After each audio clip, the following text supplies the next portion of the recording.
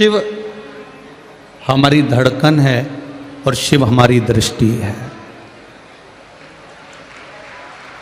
जिसके बिना हम सूने हैं।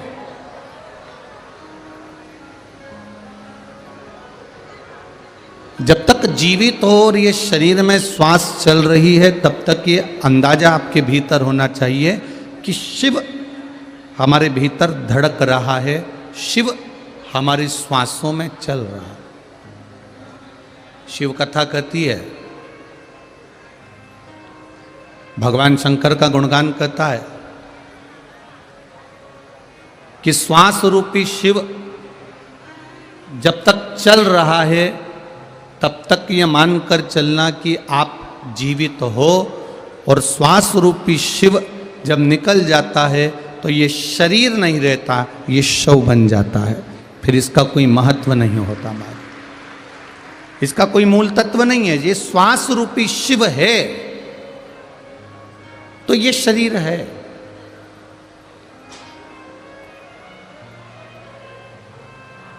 और श्वास रूपी शिव अगर चले गया, श्वास रूपी शिव निकल गया, श्वास रूपी शिव समाप्त हो गया, कहीं श्वास रूपी शिव कहीं गया, तो फिर ये शरीर नहीं रहा, फिर ये श्वास गई, ये शव बन गया।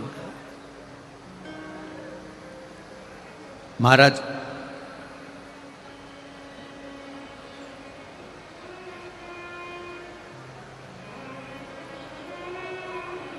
किसी के भी घर पर जाओ,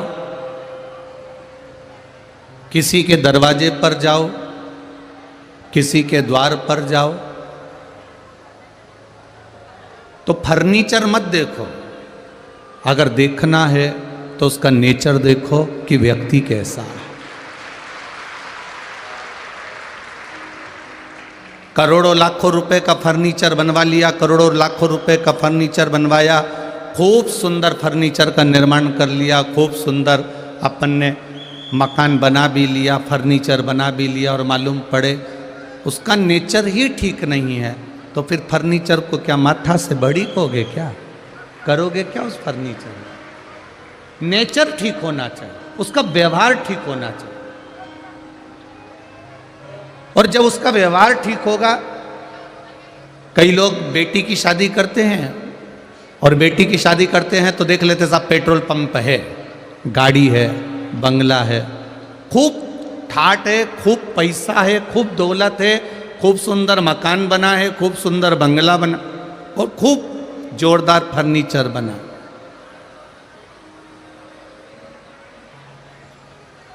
बेटी को देने से पहले गाड़ी, बंगला, पेट्रोल पंप, जमीन, जायदाद कम देखो।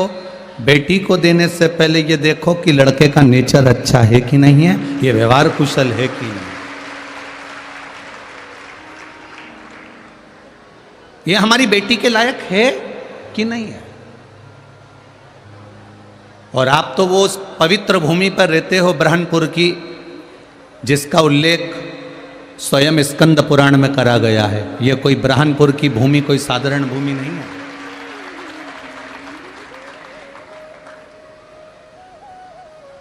स्कंद पुराण में जहां पर मां ताप्ती का वर्णन किया गया है, उस मां ताप्ती के वर्णन में इस ब्रह्मपुर का वर्णन आता है।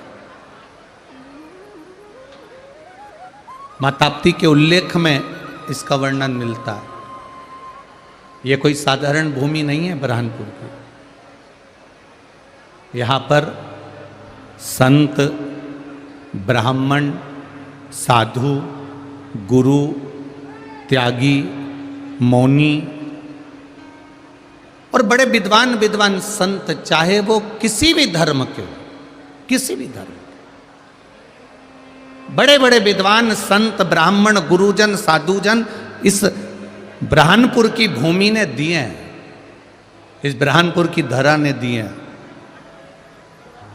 और आज भी इस ब्रह्मपुर के कथाकार, संत, साधु, त्यागी, महात्मा पूरे विश्व में, आज भी संपूर्ण विश्व में इस ब्रह्मपुर का नाम अग्रण्य कर रहे हैं। ऐसी पावन ब्रह्मपुर की धरा है।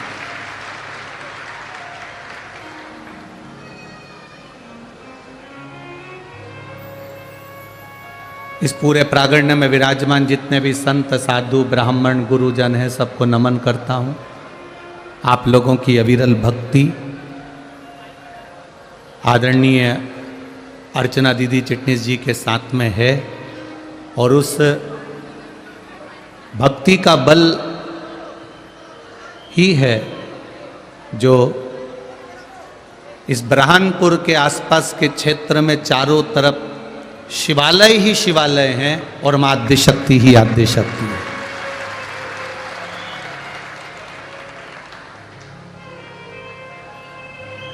कितनी बार प्रयास करा गया इस ब्रह्मपुर को मिटाने का, कितनी बार प्रयास करा गया इस ब्रह्मपुर को समाप्त करने का, पर मेरा महादेव नीचे से लेकर किले तक में बैठा है, इसलिए उसी का राज्य चलता है। मेरा महादेव नीचे से लेकर किले तक में बैठा हुआ है, इसलिए उसका राज्य चलता है।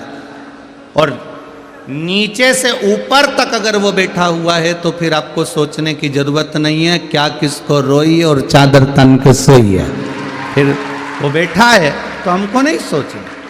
घर का बुजुर्ग, घर का बड़ा, घर का बयो, घर का वृद्ध जब बैठा रहता है, घर का बड़ा जब बैठा रहता है तो फिर छोटे को ज़्यादा सोचने की ज़रूरत नहीं पड़ती है। फिर नहीं सोचना हमको। मैंने तेरे ही भरोसे ओ बाबा, तेरे ही भरोसे हवा बिच उड़ती जावांगी, बाबा डोर हत्तो छड़ी में कटी,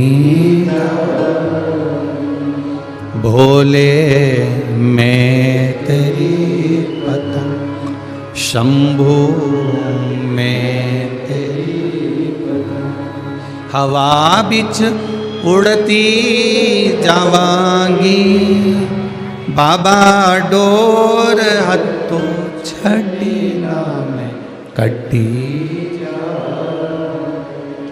ये शिव तत्व है, ये शंकर है, जिसकी एक बार करी हुई भक्ति,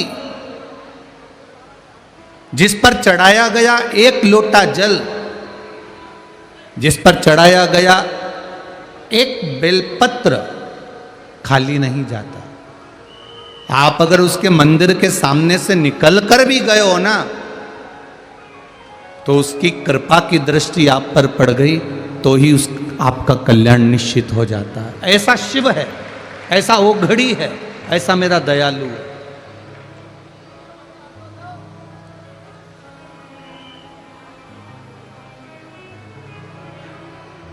इस शिव महापुराण की कथा में आप आए हो। कई लोग आपसे कहेंगे इतनी भीड़ पड़ रही है, 2-2.5 लाख स्क्वायर फीट के इस पंडाल को बनाया गया था। पर अभी हम जब आ रहे थे तो अर्चना दीदी चिटनीस जी ने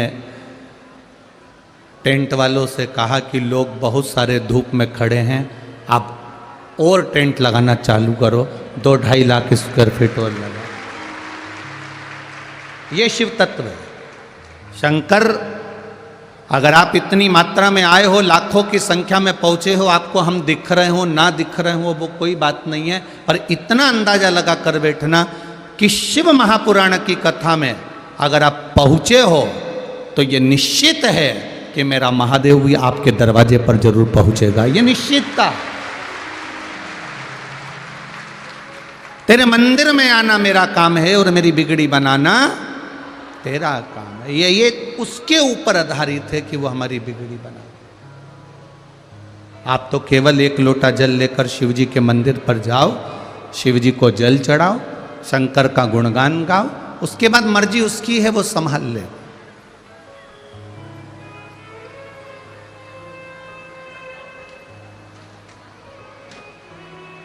ब्रह्मपुर की इस धरा को जो कथा मिली है वो अश्वत्थामा शिव महापुराण की कथा मिली। भगवान शिव जी के 19 अवतार में से एक अवतार है अश्वत्थामा का अवतार।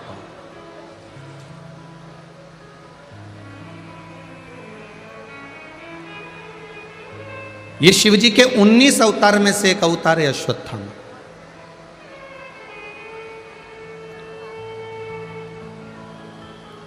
और ये कोई साधारण सा शिव तत्व का कोई साधारण सा अवतार नहीं है। जिस समय पर भगवान देवाधिदेव महादेव अपने आनंद के साथ में मां जगत जननी जगदम्बा माता पार्वती के साथ में विराजमान है, उस समय पर गुरु द्रोणाचार्य ने शिव जी की जो आराधना करी है, जो साधना करी है, उसका फल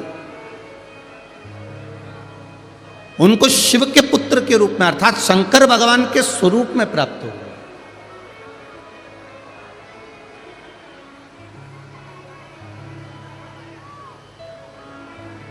शिव कथा कह रही है।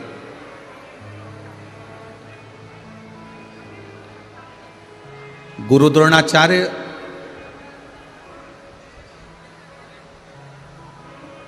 जो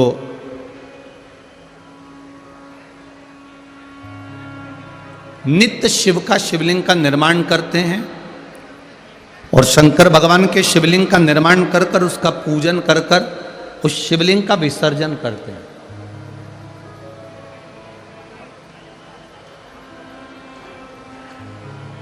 जिनके भीतर कुछ बहुत कामनाएं नहीं है कि मुझे दौलत मिले या मुझे वैभव मिले या मुझे धन मिले या मुझे संपदा मिले, उनके भीतर केवल एक कामना है कि एक बार जिसका मैंने शिवलिंग का निर्माण करा है, जिसकी मैं पूजन कर रहा हूं, जिसकी मैं आराधना कर रहा हूं, उसका एक बार बस केवल दर्शन हो जाए, उसका साक्षीकरण हो जाए, इतना गुरु द्रोणाचार्य जी मांग रहे।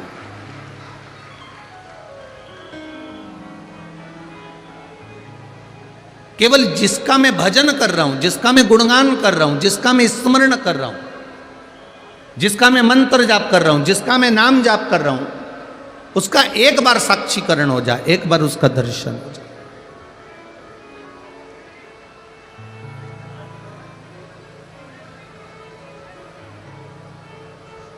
हमारी अभिलाषा रहती है कि किसी व्यक्ति से हमारा जब काम हो जाए, इससे 50,000 रुपये मिल जाए, इससे 5,000 रुपये मिल जाए, इससे 10,000 रुपये मिल जाए, इससे 20,000 रुपये मिल जाए, इससे 25,000 रुपये प्राप्त हो जाए, उसके बाद मैं इसको भूल जाऊं, इसको फिर मैं देखूं तक नहीं। हमारी ये अभिलाषा होती है।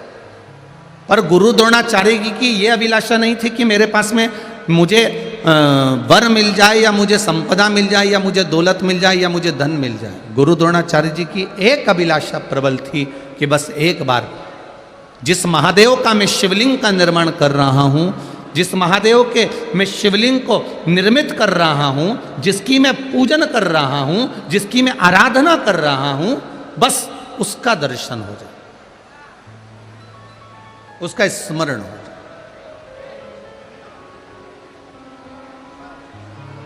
ये अविरल भक्ति है शिव तत्व, ये आनंद की भक्ति है शिव तत्व।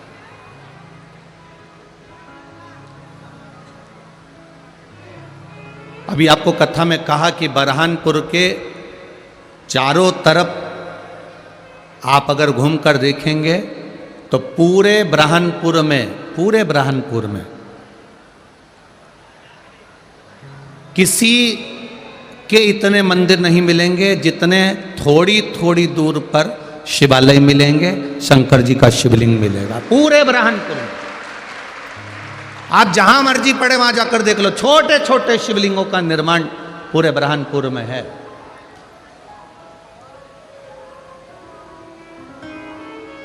और हम तो कहेंगे बरहानपुर की धरा भोलेनाथ जी और ठाकुर जी, लड्डू गोपाल जी, मदन मोहन सरकार जी, कृष्ण कन्हैया लाल जी, राधा वल्लभ लाल जी, ये दोनों पूरे बरहानपुर को मां आद्य शक्ति साथ में मिलकर पूरे बरहानपुर को संभालती रहती है।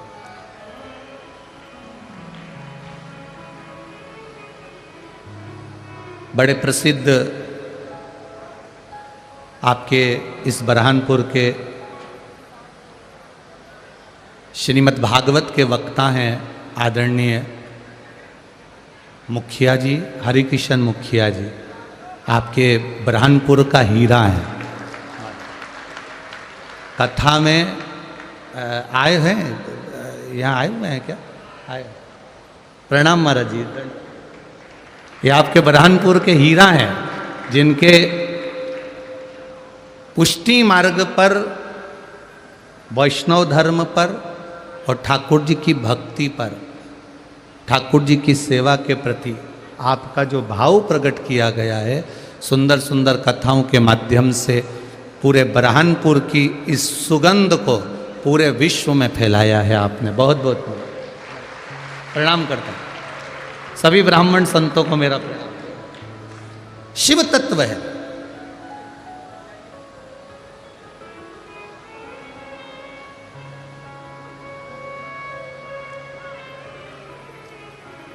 भगवान शिव की कथा भगवान से केवल मांगने के लिए नहीं बैठना है। इस अश्वत्थामा शिव महापुराण की कथा में एक विचार लेकर बैठना कि मैं आपकी कथा सुन रहा हूं, मैं आपकी कथा सुन रही हूं, ऐसी कृपा करना कि आपका मेरे जीवन में एक बार साक्षीकरण, केवल दर्शन हो जाए और आप मेरे हो जाओ और मैं आपका हो जाऊं। बस इतना शिव से मांग लो, इतना देवाधिदेव महादेव से कर दो।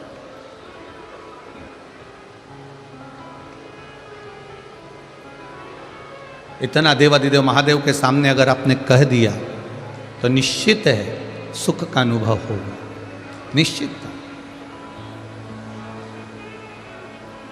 आज के जमाने में लोग दुनिया की चमक में जी रहे हैं, और ये चमक में जीना हम मना नहीं करेंगे। आप अपनी चमक में जियो, खूब राजसी ठाट में जियो, खूब सुख में जियो, हम कभी मना नहीं करेंगे। पर इतना जरूर कहेंगे, धन कमाने के चक्कर में अपने सनातन धर्म को मत छोड़ देना, नहीं तो जिंदगी भर ढूंढते रहेगा।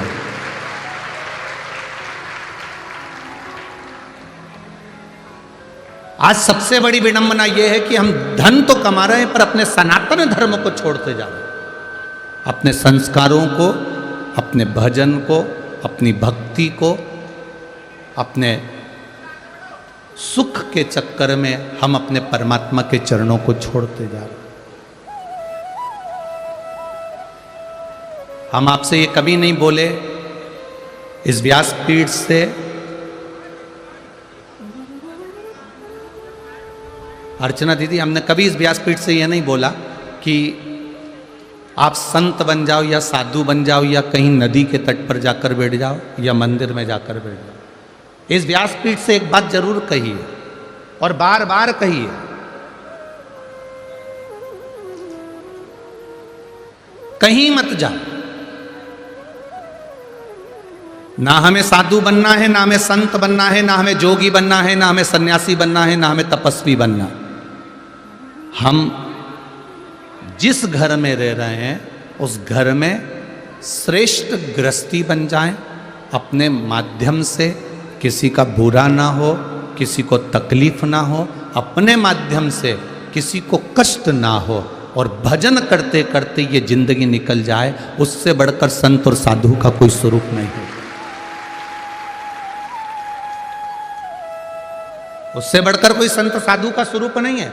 आप भजन करते, मान लो आप नर्मदा जी के घाट पर बैठ गए, मान लो आप ताप्ती के घाट पर बैठ गए, मान लो आप गंगा जी के घाट पे बैठ गए, मान लो आप कहीं जाकर बैठ भी गए, तो वो बैठने पर अगर आपका मन परिवार में, कुटुंब में, रिश्तों में, नातों में उलझा हुआ है तो उस मन का कोई मतलब नहीं, उस भजन का या वहां जाकर बैठने का कोई मतलब नहीं।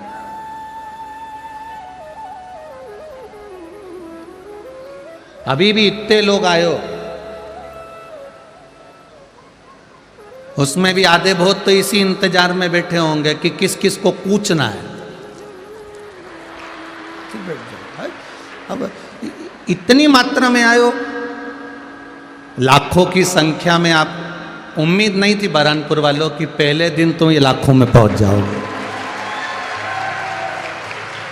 उम्मीद नहीं थी हमको, बिल्कुल नहीं थी कि इतनी संख्या की पूरा मंडी प्रांगण, दीदी बता रही थी कि 200 एकड़ में 200 एकड़ की यह जगह है।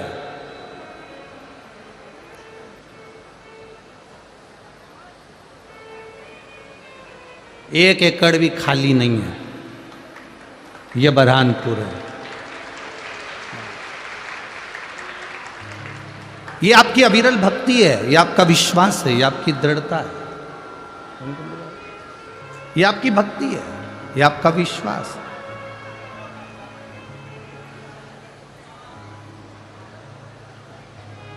कुछ मत मांगो महादेव से, बस एक काम करो, महादेव के चरणों में जाकर बैठ जाओ। एक लोटा जल हम महादेव को समर्पित कर दें और जल समर्पित कर कर बस उसका स्पर्श, उसका दर्शन मात्र हो जाए, और दर्शन मात्र हुआ तो समझ लो कि आपका कल्याण निश्चित हो गया। आपको कुछ नहीं चाहिए, सब दे दो। शंभो शरणे पड़ी मांगू घड़ी रे, दुख काटो दया करी ने दर्शन आपको। ये भक्ति बस मिल जाए, शिव का तत्व भक्ति।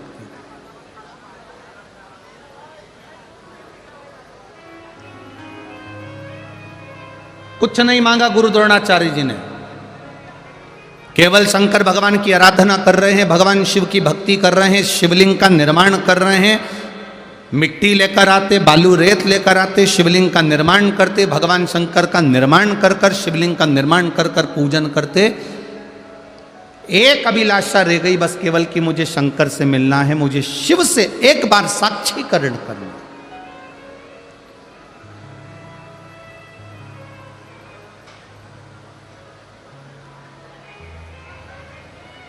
मुझे उस महादेव का साक्षीकरण करना है जिन्होंने ब्रह्मा और विष्णु दोनों के साथ मिलकर इस सृष्टि की सुंदर रचना करी।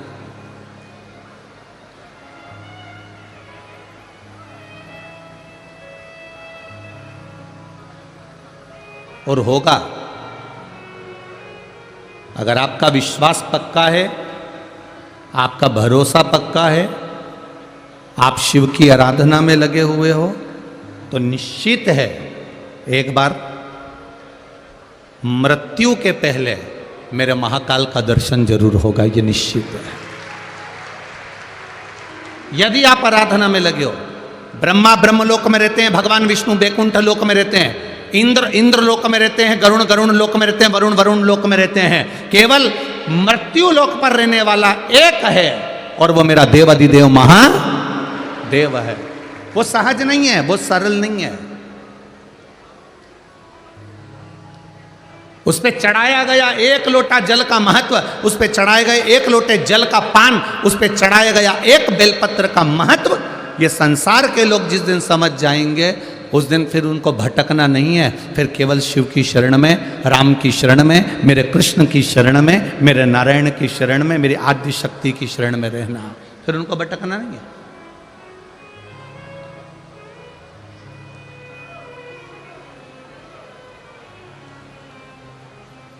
एक पत्र एक बहन ने लिखा है,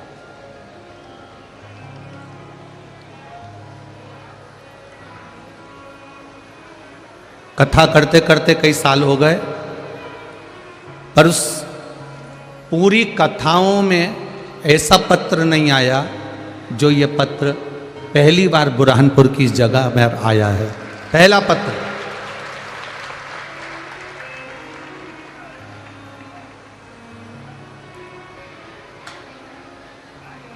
मैं सुरेखा संतोष सोनार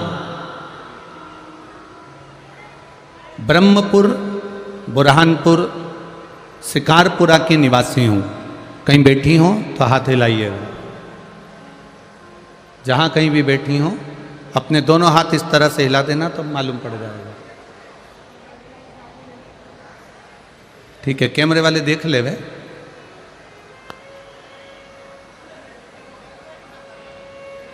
ठीक है, हाँ दोनों हाथ ऐसे हिला दो बहन जी। श्री शिवाय नमस्तुभ्यम। मैं सुरेखा संतोष सोनार ब्रह्मपुर शिकारपुर की निवासी हूँ, बुरहानपुर की रहने वाली हूँ। गुरुजी, मैं शिवजी पर एक लोटे जल का क्या महत्व बताऊं, मैं वर्णन नहीं कर सकती हूँ। मेरी पीठ पर कई सालों से गठान थी। वो गठान बढ़ती चली जा रही थी पर छोटी नहीं हो रही थी। गुरुदेव, सारी जगह का इलाज करवाया पर उस गठान में आराम नहीं लगा। कई लोगों ने कहा ये गठान निकलेगी तो बॉम्बे जांच के लिए जाएगी, हो सकता है कि इससे बड़ी बीमारी रहे। 3 बार डॉक्टरों ने ऑपरेशन का बोला, मैं ऑपरेशन नहीं करा पाई। फिर किसी ने कहा कि टीवी पर आस्था चैनल पर शिव महापुराण की कथा आती है, आप उसको सुनो। सुनना चालू करा। 1 लोटा जल का नियम बनाया। मेरे घर के पास में शिवालय है, वहाँ पानी चढ़ाती, जल चढ़ाकर लेकर आती, पी लेती, बेलपत्र उठाकर लाती, शिवजी से कहती कि मेरी पीठ पर गठान हो गई है, उसको गला दो, उसको सही कर दो। बाबा की कृपा से गठान धीरे धीरे धीरे धीरे छोटी होती चली गई। एक दिन की बात है, मैं शंकर जी के मंदिर में नमन करती और मेरी वो गठान फट गई और फटते से ही वो गठान बाहर निकल गई, पस निकलने लगा और वो गठान से मेरी पीठ में छेद हो गया। मुझे बाहर नहीं जाना पड़ा। इस पॉलीथीन में रखकर मैं गठान भी भेज रही हूँ और जो मेरी पीठ में छेद हुआ था उसका फोटो भी भेज रही हूँ। पहला पत्र है जिसमें गठान भी हमारे पास आई है। इस पॉलीथीन में, छोटी पॉलीथीन में रखकर मैं गठान भी भेज रही हूँ। जो गठान निकली है आप आस्था चैनल के माध्यम से देख सकते हैं, और जो उसकी पीठ में छेद हो गया था वो छेद का फोटो भी है। गुरुदेव, शिव मंदिर से घर गई, जो पानी लेकर गई थी शंकर जी पे चढ़ा हुआ वही लगा लिया, पस निकलना बंद हो गया, रक्त निकलना बंद हो गया और मेरी गठान ठीक हो गई। मैं एकदम स्वस्थ हूँ, बाबा की कृपा। ये शिव तत्व है, ये शंकर, ये उग्र। बैठो बहन। श्री शिवाय नमस्तुभ्यम। बैठ जाइए। तेरी कृपा बिना न हिले एक भी अणु, लेते हैं श्वास तेरी कृपा से। बखान क्या करूं मैं राखों के ढेर का, चपटी भभूत में खजाना। दुनिया के लोग कहते हैं शिव जी क्या देते हैं, हम कहते हैं शंकर को जल चढ़ाओ, पर छल से मत चढ़ाओ, बेईमानी से मत चढ़ाओ, कपट से मत चढ़ाओ, प्रपंच से मत चढ़ाओ। ठाकुर जी की सेवा करो, भोलेनाथ जी की सेवा करो, देवी की सेवा करो, राम की सेवा करो, चाहे अपने माता पिता की सेवा करो, पर दिखावे से मत करो। उसको अपना बनाने के लिए करो तो वो आपका हो जाए। हमें भगवान की सेवा दिखाना नहीं है।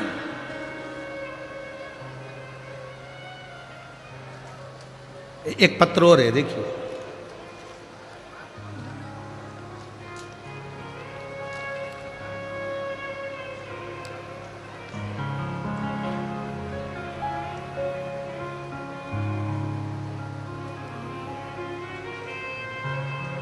मेरा नाम प्रियंका, बुरहानपुर की निवासी हूं। ये पत्र जिसने लिखा है, अगर वो देख रही हो तो अपनी जगह पे खड़ी हो जाएं, दोनों हाथ हिला दें। आप ही हैं, दोनों हाथ हिला दो एक बार। श्री शिवाय नमस्तुभ्यम। मेरा नाम प्रियंका, मैं बुरहानपुर की निवासी हूँ। बाबा भोलेनाथ की महिमा का क्या वर्णन करूं, मेरे पास शब्द नहीं है। मुझे कुछ दिनों से पेट में दर्द हो रहा था। मैंने साधारण दर्द समझकर डॉक्टरों की दवाई खाई, परंतु दर्द कम नहीं हुआ। मुझे आवाज़ कि जरूर कोई बीमारी हो गई है, मेरा पेट का दर्द कम नहीं हो रहा। तब मैंने जांच कराने का निर्णय लिया। तब डॉक्टर की सलाह पर मैंने विशेषज्ञों को इंदौर में बताया। इंदौर के डॉक्टरों ने जांच करना प्रारंभ करी। सारी जांचों की जब रिपोर्ट आई तो मेरे पेट में कैंसर का लक्षण बता दिया। जब कैंसर मेरे पेट में बताया गया तब किसी ने कहा कि मोबाइल पर या टीवी पर कथा सुनो। मैं 2021 से लगातार आपकी कथा चैनल के माध्यम से सुन रही हूं। इतना भरोसा मुझे भोलेनाथ पर हो गया कि एक घड़ी भी मैं बाबा के बिना नहीं रहती। शिव जी को जल चढ़ाती, बेलपत्र खाती। अब जब मालूम पड़ गया कि पेट में कैंसर बता दिया गया है या कैंसर का लक्षण बता दिया गया, आपने कथा में कहा था कि त्रिजुगी नारायण का पानी जहां पर शिव और सती का विवाह हुआ है वो जल मंगवा कर पियो, आराम लगना चालू हो जाएगा। मैंने अपनी छोटी बहन और अपने पति से कहा कि आप जाओ और त्रिजुगी नारायण का जल लेकर आओ। वहां से त्रिजुगी नारायण से जल मंगवाया, शिव जी का नाम लेकर उसको पीना चालू करा। आप कहते हो कुंदकेश्वर महादेव के नाम से पियो, मैंने कुंदकेश्वर महादेव का नाम लेकर पानी पीना चालू करा। दूसरी बार जांच कराने के लिए हम लोग उस कैंसर की जांच कराने के लिए फिर हॉस्पिटल गए। डॉक्टरों ने कह दिया तुम्हारी नॉर्मल रिपोर्ट आ गई है, तुम ठीक हो गई। ये शिव है, ये शंकर, ये ओ घड़ी है। बैठो बहन, श्री शिवाय नमस्ते। ये शिव है, ओ घड़ी।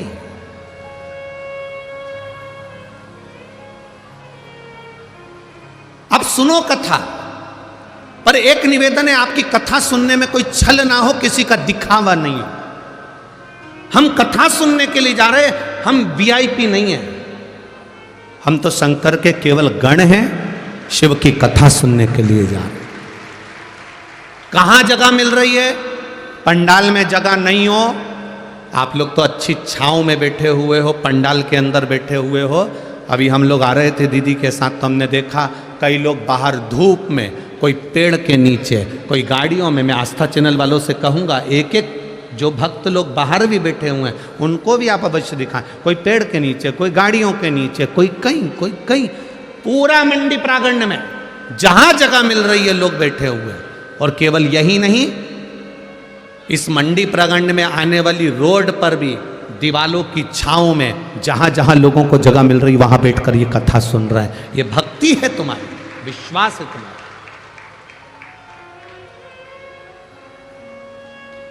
क्या देगा महादेव, क्या प्रदान करेगा महादेव, ये हम भी नहीं जानते। पर इतना जरूर जानते हैं कि जब 7 दिन की कथा सुनकर आप अपने घर जाओगे तो खाली तो नहीं जाओगे, भरे हुए जरूर जाओगे, ये निश्चित है। उसकी भक्ति साधारण नहीं है, सहज नहीं है।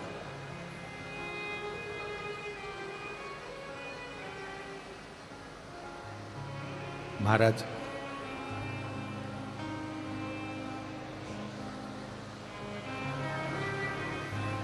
इसीलिए लोग कहते हैं बड़े भाव में वर्णन करते हैं।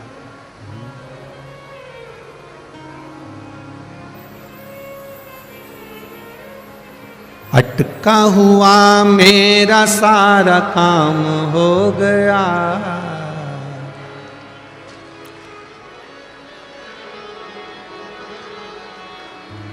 वो काशी वाला मुझ पे मेहरबान हो गया, वो काशी वाला मुझ पे मेहरबान हो गया। अटका हुआ मेरा सारा काम हो गया, अटका हुआ